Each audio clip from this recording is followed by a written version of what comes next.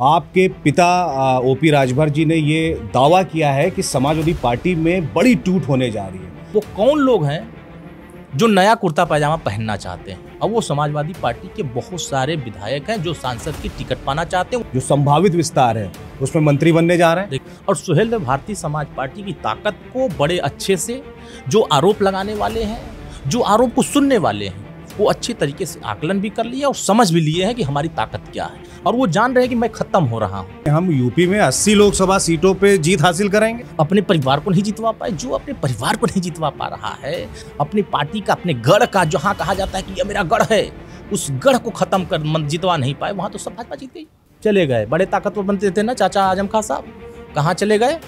धुआं निकल गई उनकी, अपना गढ़ नहीं बचा पाए। कल भी आप ट्विटर पे भिड़ गए एक नवरत्न से, सुनील सिंह साजन नाम है, मैं नाम ले रहा हूँ बाकायदा। लेकिन आप जैसे लोग मंच पर चढ़ाने के लिए अगर 10,000 रुपया ले लेते हैं, तो इससे बड़ा गद्दार, इससे बड़ा बेईमान, इससे बड़ा दलाल इस धरती पर कोई राजनेता नहीं हो सकता। आपको भी कभी देना पड़ा? अरे हम लोग पानी से नहा करके कुर्ता पैजामा नहीं बदलते हैं, हम लोग पसीने से नहा करके अपने कपड़े को बदलते हैं, और तब जनता हमारे साथ खड़ी हो। किसी दुख सुख में बताइए श्री अखिलेश यादव जी जाते हो, किसी शादी ब्याह में जाते नजर आए? हम तो बुलाए थे, हमारे यहाँ खुद नहीं, हमको दुश्मन मानते हैं, नफरत करते हैं हमसे। क्या कहेंगे चाचा जी के बारे में? विधानसभा भी लड़े थे, धक्का मार के भगाया गया था सपक। ये बीजेपी के लिए काम करते हैं और आरोप कहाँ लगाते हैं? ओमप्रकाश राजभर जी हल्का। अरे हल्का तो हम नहीं है भैया, आज हम हल्का होते ना तो आज हमारी चर्चा आप नहीं करते। उत्तर प्रदेश में जिस तरह से लोकसभा चुनाव को लेकर सरगर्मियां तेज हैं, समाजवादी पार्टी और सुहेलदेव भारतीय समाज पार्टी के बीच जुबानी जंग जारी है। हमारे साथ खुद मौजूद हैं अरुण राजभर जी, जो कि सुहेलदेव समाज पार्टी के महासचिव हैं। अरुण जी, जिस तरह से इस वक्त लोकसभा चुनाव को लेकर सरगर्मियां तेज हैं, आपके पिता ओपी राजभर जी ने ये दावा किया है कि समाजवादी पार्टी में बड़ी टूट होने जा रही है। उनके काफ़ी विधायक उनके संपर्क में हैं और कई सांसद बीजेपी के संपर्क में। इसमें कितनी सच्चाई? देखिए, जब कहीं आग सुलगती है, धुआं निकलता है, तो वह बात सामने आ जाती है। इससे पहले श्री अखिलेश यादव जी ने एक दावा किया था कि 50 MLA लेके आओ और हम आपको मुख्यमंत्री बना देंगे। उनके पास कहाँ थे? हो सकता है उनके संपर्क में रहे हो, तब ये दावा किया था। हमारे संपर्क में बहुत सारे ऐसे लोग हैं जो मंत्री बनने की लालसा बनाए हुए हैं। वो सोच रहे हैं कि हम डायरेक्ट अगर वहाँ जाएंगे तो फेल हो जाएंगे, इनडायरेक्ट अगर राजभर जी के माध्यम से जाएंगे तो हो सकता है सफल हो जाएंगे। तो सभी लोग अपने जुगाड़ को सेट करने के लिए अपना पुराना पैजामा और कुर्ता उतारने के फिराक में कुछ लोग लगे हैं, और नया कुर्ता पैजामा सिलवा करके अपनी अटैची में रखे हुए हैं, और वो उसी को पहन करके इस रास्ते से वहाँ जाना चाहते हैं। और उसी में उनको भनक तक नहीं लग रही है कि वो कौन लोग हैं जो नया कुर्ता पैजामा पहनना चाहते हैं। और वो समाजवादी पार्टी के बहुत सारे विधायक हैं जो सांसद की टिकट पाना चाहते हैं। वो जान रहे हैं कि हम समाजवादी पार्टी से चुनाव जीत नहीं पाएंगे। वो तमाम विधायक हैं जो जान रहे हैं कि हम समाजवादी पार्टी मंत्री नहीं बन पाएंगे। वो भारतीय जनता पार्टी के बड़े नेताओं के संपर्क में है, और हमारे पार्टी के जिम्मेदार जो नेता हैं, हमारे राष्ट्रीय अध्यक्ष माननीय ओमप्रकाश राजभर जी से वार्ता भी कर रहे हैं। ऐसा नहीं है, तो वो तो उनका विषय है कि वो अपने लोगों को क्या नहीं दे पा रहे हैं, या उन लोगों को क्या उम्मीदें जगा कर रखे हैं, क्या करने के लिए उनको अपने साथ रख करके जो उम्मीद दिए हैं क्या नहीं कर पा रहे हैं। तो कहीं ना कहीं कुछ तो बात है, सच है।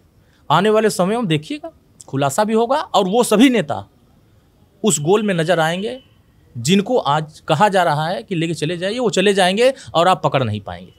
अच्छा अरुण जी, जिस तरह से ये तमाम वाद विवाद चल रहा है, तो कहीं ना कहीं ओवैसी के ऊपर ये इल्ज़ाम लगता है कि वो बीजेपी की बी टीम है, और भी अब जो है सियासी गलियारों में ये तमाम इल्ज़ामात लग रहे हैं आपके ऊपर भी कि आप बीजेपी की तरफ से जो है वो बैटिंग कर रहे हैं। तो क्या ये कयास लगाना ज़रूरी हो गया है कि आप जो है बीजेपी में शामिल हो रहे हैं, या आपके पिताजी जो हैं वो बीजेपी में जो अगला विस्तार है, जो संभावित विस्तार है, उसमें मंत्री बनने जा रहे हैं? देखिए, अगर मैं 2022 में उनके साथ था, जो लोग यह आरोप लगा रहे हैं, तब तो मैं ए टीम था। आज मैं बी टीम कैसे हो गया भैया? इसका मतलब जिसके पास ताकत होती है उससे जो आदमी डर जाता है तो वो दूसरे पर आरोप लगाता है। और सुहेलदेव भारतीय समाज पार्टी की ताकत को बड़े अच्छे से, जो आरोप लगाने वाले हैं, जो आरोप को सुनने वाले हैं, वो अच्छी तरीके से आकलन भी कर लिया और समझ भी लिए हैं कि हमारी ताकत क्या है, और वो जान रहे हैं कि मैं खत्म हो रहा हूँ। उत्तर प्रदेश में जो अति पिछड़े वर्ग जिन लोगों ने धोखा दिया, जिन लोगों ने राजनीतिक भागीदारी नहीं दिया, सामाजिक उत्थान नहीं कर पाए, वह आज इस तरह की बात कर रहे हैं कि वो बी टीम है। घबराइए नहीं, वो सभी ए टीम बन करके 2024 में आपकी जो ये आरोप लगाने वाली कहानी चल रही है वो समाप्त की तरफ चली जाएगी और आप देखते रह जाएंगे। अरे वो तो दावा कर रहे हैं कि हम यूपी में 80 लोकसभा सीटों पे जीत हासिल करेंगे। यह दावा तो 2022 में भी कर रहे थे कि 400 सीट जीत रहे हैं। अपना घर नहीं जीत पाए, अपने भतीजे को नहीं जितवा पाए, अपने भाई को नहीं जितवा पाए, अपने परिवार को नहीं जितवा पाए। जो अपने परिवार को नहीं जितवा पा रहा है, अपनी पार्टी का, अपने गढ़ का, जहाँ कहा जाता है कि यह मेरा गढ़ है, उस गढ़ को खत्म कर जितवा नहीं पाए, वहाँ तो सब भाजपा जीत गई। तब किसके बी टीम बन के काम कर रहे थे? इसका मतलब कि आपका गढ़ हारा है तो बीजेपी के बी टीम बन करके आप वहाँ काम किए हैं, इसलिए आप अपने गढ़ को हार गए। और सुहेलदेव भारतीय समाज पार्टी अपने गढ़ में गाजीपुर, मऊ, बलिया, आजमगढ़, अंबेडकर नगर, बस्ती, चंदौली, आप उठाकर देखिए रिपोर्ट। जिसको लोग नहीं कहते थे कि यहाँ ताकत नहीं बन पाएगी, सभी सीटें बड़ी बहुमत से हम चुनाव जीत करके आए। तो जहाँ इनकी ताकत थी, एटा, एटावा, मैनपुरी, कासगंज, सैफई, रामपुरी, कहाँ सब चले गए? बड़े ताकतवर बनते थे ना चाचा आजम खां साहब, कहाँ चले गए? धुआं निकल गई उनकी, अपना गढ़ नहीं बचा पाए। विधानसभा तो हर बार की, लोकसभा भी हार गए।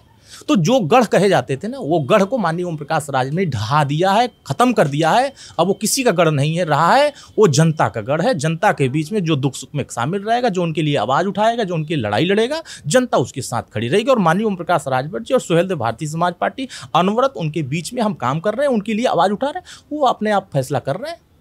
अच्छा, अब नवरत्न की अगर बात की जाए, एक ज़माना था कि जब नवरत्न से आपका 36 का आंकड़ा था। कल भी आप ट्विटर पे भिड़ गए एक नवरत्न से, सुनील सिंह साजन नाम है, मैं नाम ले रहा हूँ बाकायदा।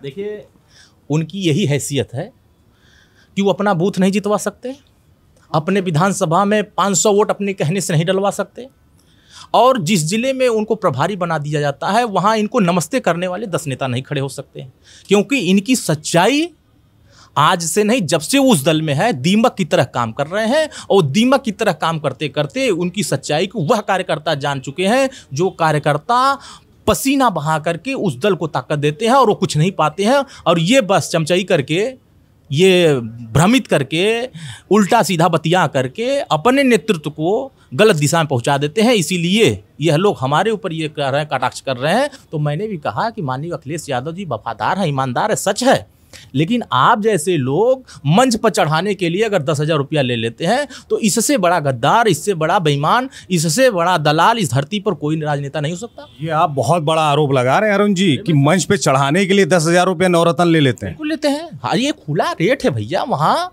उनके सिक्योरिटी जो साथ में रहते हैं वो भी पैसा लेते हैं, मंच पर चढ़ाते हैं, चीन कर मंच पर चढ़ाते हैं।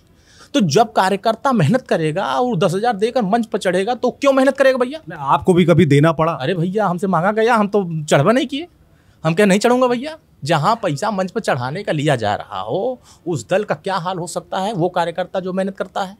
हम लोग पानी से नहा करके कुर्ता पैजामा नहीं बदलते हैं, हम लोग पसीने से नहा करके अपने कपड़े को बदलते हैं, और तब जनता हमारे साथ खड़ी होती है। ये लोग क्या करते हैं, 12 बजे तक पूरा एकदम सेंट मारते हैं, अच्छा वाला अमेरिका से लाते हैं, दुबई से लाते हैं, पता नहीं कहाँ से सेंट लाते हैं, उसको मारते हैं, और 2 बजे तक कार्यालय में आके कहते हैं कि भैया जी तोहरे तो जलवा चारों तरफ है। अब भैया जी एकदम मस्त, हा हो गया जलवा। और उसके बाद जब रिजल्ट आता है तो कहते हैं सब सीटें तो हार गए, अपना बूथ वो हार गए। फिर उसके बाद वो क्या करेंगे? कहेंगे चलो ठीक है, आगे हमको प्रधानमंत्री बनना नहीं है, 2027 में देखा जाएगा, जो होगा देखा जाएगा। तो वैसे हाल है कि इनको जैसा जो पढ़ा दे रहा है बस वैसा वो समझ जा रहे हैं। हमारा काम है जनता के बीच में काम करना। हम 2024 मजबूती से लड़ने के लिए हम एक कार्यक्रम चला रहे हैं, और उस कार्यक्रम में हमारे साथ जन समर्थन आ रहा है, और उसी जन समर्थन से जितने लोग बौखलाए हैं, भयभीत है, डरे हुए हैं, वो अनर्गल हमारे ऊपर आरोप लगा रहे हैं। अगर मैं उनके साथ रहूँगा तो कोई आरोप नहीं रहेगा, हम उनके साथ हट जाएंगे तो हमारे ऊपर आरोप लगेंगे। उनका काम आरोप लगाना, हमारा काम जनता के बीच में काम करना। बीजेपी के साथ जाएंगे या नहीं जाएंगे, या कुछ बातचीत चल रही है, या संभावनाओं के कोई वो सीमा नहीं होती? देखिए, राजनीति में सब जायज़ होता है। अगर आज श्री अखिलेश यादव जी को भारतीय जनता पार्टी प्रधानमंत्री का उम्मीदवार बना देना, तो नया कुर्ता पायजामा तुरंत सिलवा करके पहन के भाग जाएंगे वहाँ, और कहेगी कि हम आपके भतीजे को जो है, आप चाचा शिवपाल यादव जी को कह दे सांसदी का टिकट दे रहा हूँ, आइए हमारे साथ, कुर्ता पायजामा बदलेंगे, पहुँच जाएंगे वहाँ। तो देखिए, ये लोग क्या है कि अब पाला कब बदल लेंगे। हम अगर किसी से मिलते हैं तो कहते हैं हम भाजपा के लिए काम करते हैं, अब वो लोग अंधेरी रतिया मिलते हैं अपने भ्रष्टाचारी लोगों को बचाने के लिए, तब कहते हैं कि नहीं हम अच्छे के लिए मिल रहे हैं। तो ये उन लोगों को या प्रदेश की जनता सबको जान गई है कौन कितने ताकतवर है, कौन कितने वजूद में है। माननीय ओम प्रकाश राजभर जी ऐसे लीडर नहीं हैं कि 12 बजे सो के उठते हैं और 2:30 बजे काम करते हैं। वो भोर में उठते हैं और रात 12 बजे तक काम करते हैं, तब जनता उनके साथ खड़ी है। किसी दुख सुख में बताइए श्री अखिलेश यादव जी जाते हो, वो कहाँ जाते हैं? अपने स्वजाति लोगों के यहाँ जाते हैं। एक अर्कवंशी की बात बता दें, एक राजभर के पास बता दें कि जिसके सुख दुख में खड़े हों। किसी के तेरही बरही में जाते हुए नजर आए हो, किसी की शादी ब्याह में जाते नजर आए हो। हम तो बुलाए थे, हमारे यहाँ खुद नहीं, हमको दुश्मन मानते हैं, नफरत करते हैं हमसे। तो जब हमारे जैसे अति पिछड़े नेताओं से नफरत करेंगे तो कौन आपके साथ खड़ा होगा? आज हमारी देन थी कि आप 2022 में कुछ ताकतवर बन गए। गिनाते हैं 32% और 32, अरे 32 में हमरो गिनतियाँ नहीं करते हो। पूर्वांचल से लेकर पश्चिमांचल से मध्यांचल तक सारे अति पिछड़े लामबंद हुए, सिर्फ ओम प्रकाश राजभर जी को देख करके लामबंद हुए। इनका चेहरा देखकर थोड़ी लामबंद हुए थे, वो तो घमंडी मानते हैं, अहंकारी मानते हैं अति पिछड़े इनको, और इनका यही अहंकार इनको खत्म कर रहा है। देखिएगा इनके नवरत्न छोड़ दीजिए, ये तो कहीं गिनती में अब नहीं आ रहे हैं। अभी सब सरेंडर हो चुके हैं, वो जान गए हैं कि अब केसीआर साहब जिताने के लिए जब ठेका ले लिए हैं, ममता बनर्जी टीका ले लिए, फारूक अब्दुल्ला साहब ले लिए हैं, तो हमारा क्या मतलब है? अब हमारा जब टाइम आएगा तब बौखंडी में आवास में बैठ करके मैं तय करूँगा किसको क्या करना। तो वो समय आएगा तब वो लोग एक्टिव होंगे, अभी वो सब डीएक्टिवेट हो चुके हैं। अरुण भाई, जिस तरह से चाचा शिवपाल जी का एक बयान आया है, उन्होंने साफ तौर पे कहा है कि आप लोग हल्के लोग हैं, क्या कहेंगे चाचा जी के बारे में? चाचा इतने ताकतवर थे तो अपने पीएसपीएल काहे लिए ख़त्म कर दिए? लड़के देख लिए, विधानसभा भी लड़े थे, धक्का मार के भगाया गया था सपा मंचों से।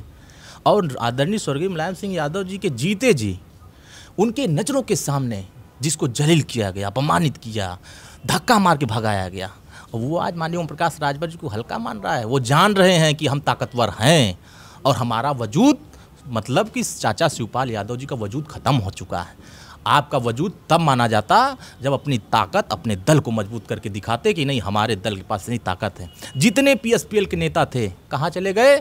सब बीजेपी के साथ चले गए।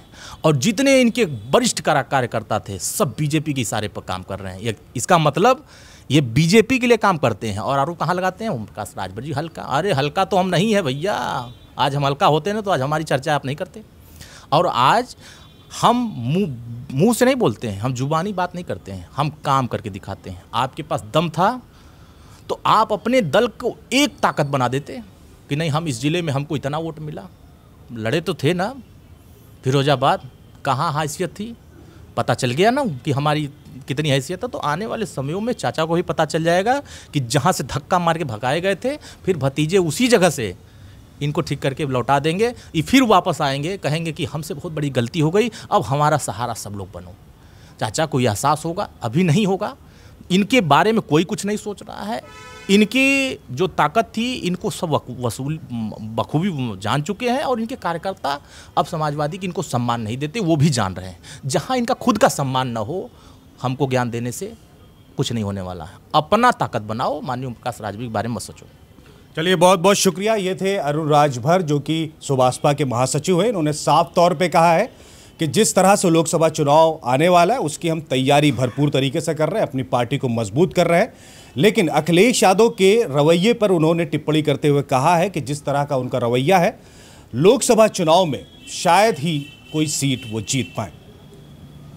कैमरा पर्सन आयुष के साथ मुजाहिद जैदी, द लीडर हिंदी, लखनऊ।